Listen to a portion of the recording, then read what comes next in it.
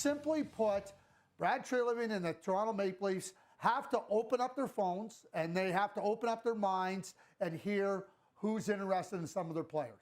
And whether that be Simon Benoit, whether that be Troy Stetcher, Scott Lawton, Nicolas Waugh, Bobby McMahon, whoever, just open up. You don't have to make a deal, but this team has a very thin prospect group. It has a very, very spare draft pick cupboard. The Toronto Maple Leafs lost 3 major trade targets. The NHL trade freeze is still active. The March 6th deadline is getting closer. And now, Brad Treliving has spoken publicly about the situation. His comments came at a moment when the team's options are shrinking fast. Brad Treliving addressed the media as the NHL approaches the March 6th trade deadline. At the moment, the league is in an Olympic trade freeze. According to league reports, the freeze will lift at 11:59 p.m. Eastern on February 22nd. Until that time, teams cannot complete trade. They can only talk and prepare. This timing matters for the Maple Leafs. In recent days, reports confirmed that Charlie Coyle, Mason Marchment, and Boone Jenner are no longer available on the trade market. Their teams have decided to keep them instead of moving them before the deadline. These 3 players had been linked to Toronto as possible forward upgrade. With those names removed from trade discussion, Toronto's list of options became smaller. When speaking about the deadline process, Treliving said, "We want to improve our team." That's pretty breaking news, isn't it? His comment came during a media session focused on Toronto's plan. It confirmed that the organization is still looking for ways to add help before March 6th. He also described the pace of discussions across the league. "It feels a little slower, but you're talking to a lot of people," he said. This reflects how general managers communicate during the freeze period. Talks continue, even if trades cannot yet be completed. The removal of Coyle, Marchment, and Jenner from the market directly affects Toronto's forward depth planning. All 3 players are experienced NHL forwards. Each has played key roles on their current teams this season. Losing access to those options means the Maple Leafs must reassess what is realistic. The Leafs have made the playoffs in recent years, but expectations remain high. Reports from league insiders state that ownership does not support a rebuild or major step backward. According to reporting that cited Sportsnet's Nick Kypreos, team ownership expects the club to remain competitive and avoid missing the playoffs. That context increases the weight of every trade decision. Treliving addressed how deadline moves are evaluated. He explained that adding a well-known player is not automatically the right answer. He said, "Sometimes moving the needle doesn't require a flashy move. It's about shoring up key areas." His statement points to targeted improvements instead of headline-grabbing trades. This approach is shaped by cost. At the NHL trade deadline, prices often rise. Teams seeking help may need to give up draft picks or prospects. The Maple Leafs must balance short-term needs with long-term planning. During the Olympic break, front offices continue to gather information. League reports confirm that general managers are already identifying team needs well before March 6th. Even with the freeze in place, conversations continue daily across the league. Ownership expectations also frame the discussion. Reports indicate that missing the playoffs is not viewed as acceptable. That stance limits the possibility of selling key assets for long-term rebuilding. The NHL trade freeze creates a temporary pause. Once it lifts on February 22nd at 11:59 p.m. Eastern, activity can resume immediately. From that point until March 6th, teams can complete deals. Treliving's comments came during this pause. They serve as a public record of Toronto's position during a tightening market. He did not confirm any specific trade talks. He did not name alternative targets. Instead, he emphasized communication with other teams and ongoing evaluation. "It feels a little slower, but you're talking to a lot of people," he repeated. That line captures the behind-the-scenes reality. Calls continue. Discussions happen daily. Deals are shaped before they are announced. The Maple Leafs remain in a competitive window. The team's core players are under contract. The organization has invested heavily in maintaining a strong roster. Because of that, each move carries weight. At the deadline, some teams become sellers. Others buy aggressively. Toronto's position appears focused on improving without sacrificing too much future value. The loss of 3 targets does not end their plan. It changes the path. Front offices across the league are dealing with similar shifts. Players once expected to move are staying put. Contract extensions remove remove names from rumor lists. The market evolves week by week. Toronto's strategy must evolve with it. Treliving's remarks mark the first direct response from the general manager since those targets came off the board. His statement, "We want to improve our team," makes clear that the organization still intends to act if the right opportunity appears. At the same time, his words about avoiding flashy moves highlight caution. The March 6th trade deadline is now less than a month away. The freeze lifts on February 22nd. That leaves a short window for action.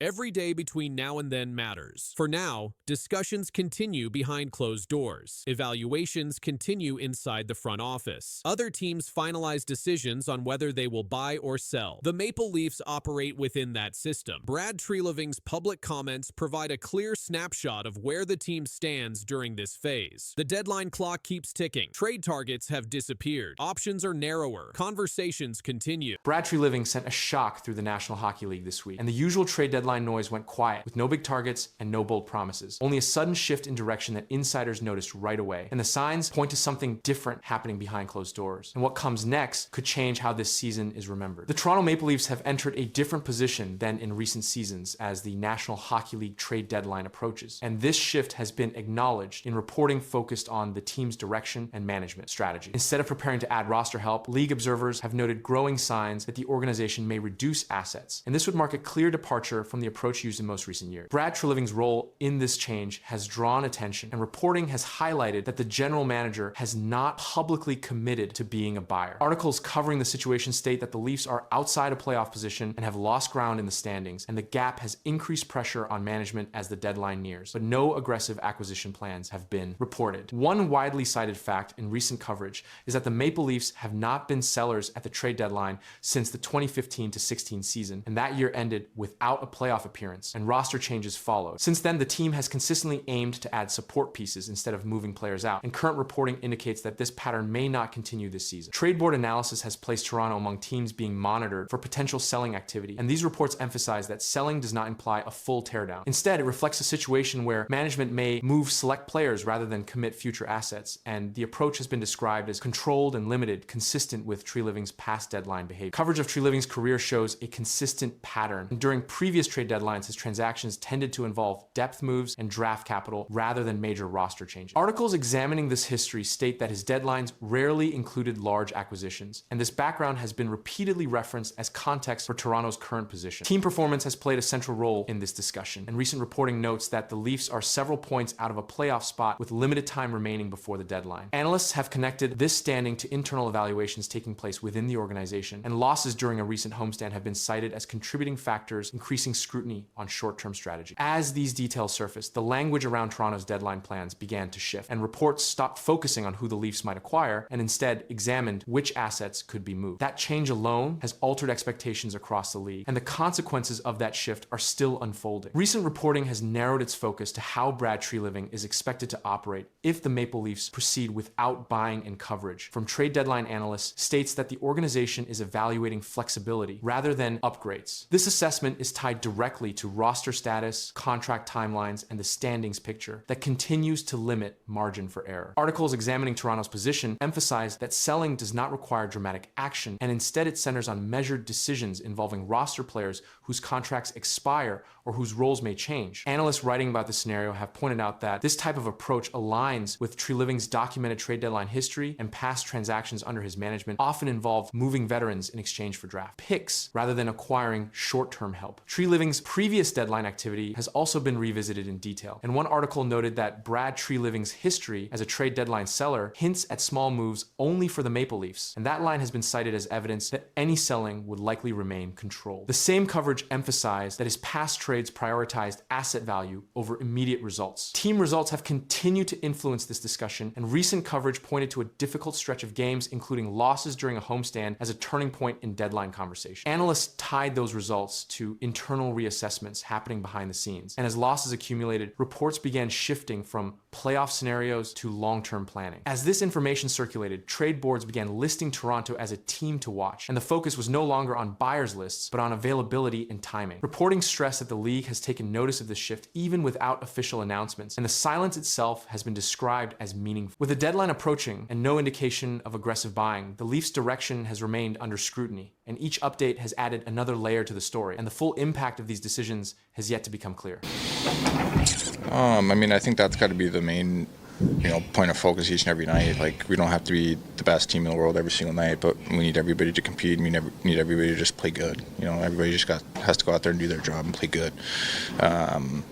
And, just the consistency, that's been a big part of it. Something changed inside the Maple Leafs room, and it didn't happen during the game. It happened after. One short statement from the captain. Calm words. Sharp meaning. Fans caught it instantly. Media replayed it again and again. The coach had just sent a message. Hours later, the captain answered, and what followed quietly shifted the conversation around this team. The moment came after practice. Not during a game. Austin Matthews stood in front of reporters as the Toronto Maple Leafs tried to reset after another difficult stretch. The team had struggled to close game. Defensive lapses had cost points. Pressure was building. Earlier, head coach Craig Berube had addressed the issue directly. He pointed to leadership. He said the team's leaders needed to take more control. I thought we just made it really easy for them. The neutral zone was, a highway for them to get through, and I don't know. We just made it so easy for them, and they're obviously a skilled team, a lot of talent, a lot of speed, and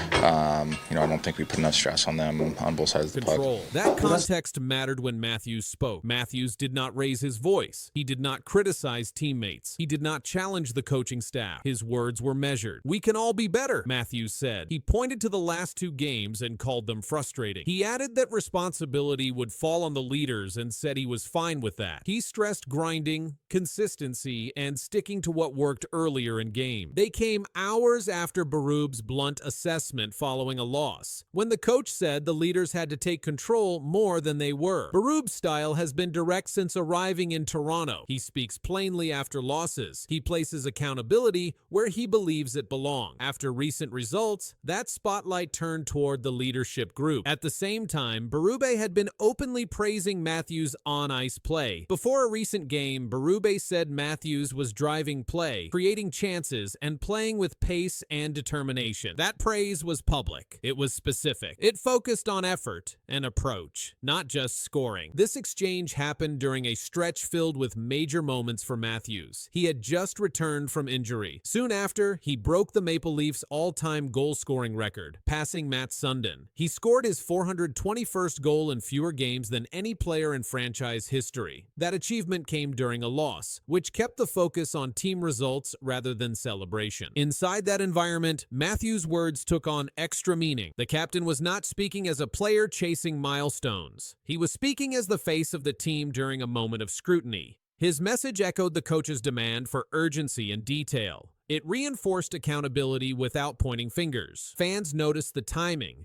Analysts noted the alignment. The conversation shifted from systems and tactics to leadership and response. The reaction to Matthews' comments spread quickly because of what followed on the ice. In the games surrounding those statements, Matthews' role was clear. His minutes stayed heavy. His matchups stayed difficult. He took key defensive zone faceoffs. He remained on the ice late in close games. Those deployment choices reflected trust from the coaching staff. Craig Berube continued to speak about structure and pace in the days that followed. He did not walk back his earlier comments about leadership. He also did not single out any player. Instead, he repeated that the team needed consistent effort across all three periods. His public message remained steady. Matthews' leadership role extended beyond scoring. After returning from injury, he resumed his position on the top line and first power play unit. His ice time remained among the highest on the team. According to NHL game logs, Matthews averaged over 20 minutes per game during that stretch. Those minutes included penalty kill shifts and defensive zone start, areas that often reflect coaching trust. In the days following those remarks, media coverage centered on the connection between the captain and the coach. Analysts replayed both Berube's earlier comments and Matthews' response. The sequence became the story. First, the coach challenged the leaders. Then, the captain answered publicly. Berube continued to praise Matthews' pace and effort in later interviews. Matthews continued to emphasize team play when asked about individual achievements. After breaking the franchise goal record, he redirected attention back to results and consistency. The exchange between coach and captain did not resolve the Maple Leafs' challenges overnight. Wins and losses continued, but the messaging inside the organization became clearer. Accountability was shared, responsibility was acknowledged, expectations were stated publicly. And as the season moved forward, that short statement after practice remained one of the clearest signals yet of how leadership inside the Maple Leafs room was responding to pressure. With Marty Bureau. Marty, here's an observation I've made. Nothing seems to come easy for this Maple Leafs team. The Toronto Maple Leafs were not dealing with one bad night or one missing player. The problems were deeper. Defensive numbers told the story. Injuries added weight. Then the general manager broke his silence. He did not shift blame. He did not promise quick fixes. What he admitted placed the entire season under a harsher light. We're not where we want to be or where we envision to be. Obviously, we've underperformed to this point, and I take full responsibility. I'm in charge of the hockey department.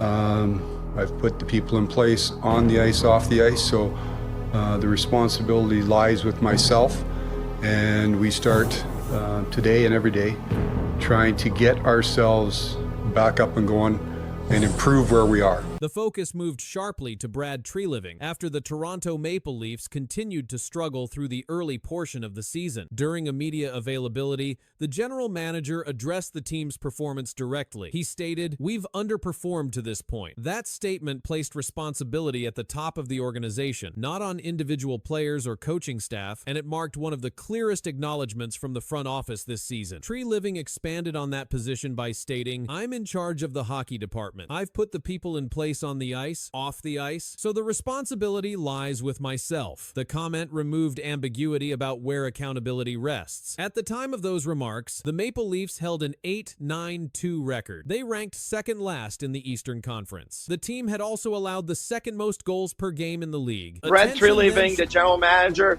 had his media availability at about the quarter mark of the season, and things are not going well in Toronto right now when you look at the hockey club. And Noodles, one of the quotes that really stood out, there was a lot of great quotes that I want to talk about with you about Brad Treliving. One of them was, "There's too much vanilla with our hockey team right now."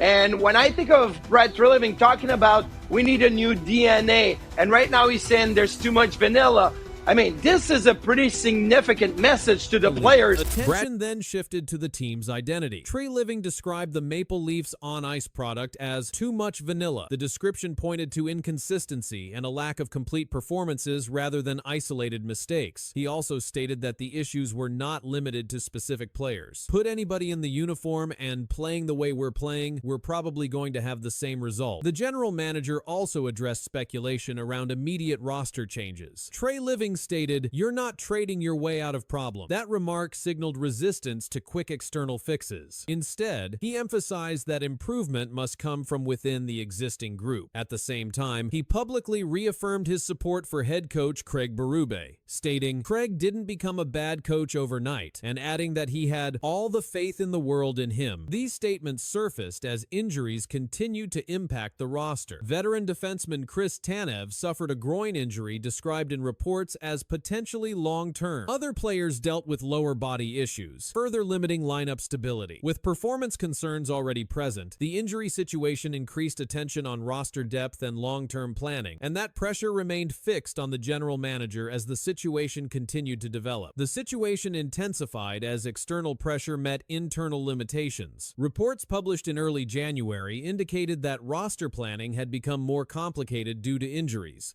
particularly on defense. According to coverage summarized by Hockey Patrol, the Maple Leafs were forced to reassess trade deadline planning because of player availability and health concerns. Chris Tanev's groin injury was identified as a key factor, with the absence expected to last a significant period, further reducing defensive depth. At the same time, the general manager maintained his stance against reactive decision-making. His statement, "You're not trading your way out of problems," continued to shape public interpretation of the organization's direction. The message was clear: immediate transactions would not replace internal corrections. correction. This position stood even as external observers linked injuries and defensive struggles back to roster construction choices made before the season began. The pressure surrounding these comments increased because of timing. The Maple Leafs were not dealing with isolated losses. They were managing sustained inconsistency. According to the Hockey News, Treliving acknowledged the lack of complete games and noted that the team struggled to maintain structure over full 60-minute performances. These remarks aligned with his earlier description of the team's play as lacking edge and consistency. Despite the criticism, Treliving continued to place emphasis on unity within the organization. His support for head coach Craig Berube remained firm. Treliving rejected any suggestion that coaching instability was the source of the problem. Yeah, good resilience tonight and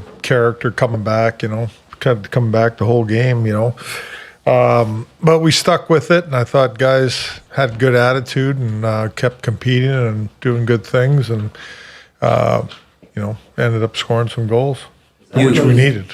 The Maple Leafs fell behind again and again, yet refused to fade. When the final horn sounded, the scoreboard told one story. The coach told another. Craig Berube stood firm after the win, choosing his words carefully, sending a message that landed hard and changed the conversation heading forward. The Toronto Maple Leafs delivered one of their most turbulent wins of the season with a 6-5 comeback victory against the Winnipeg Jets. The game unfolded with constant momentum swings. Each time, the team responded with a goal. The result marked one of the highest scoring games of the season for the club. Austin Matthews led the charge. The Maple Leafs captain recorded a hat trick and added an assist. His third goal came late in the third period and stood as the game winner. According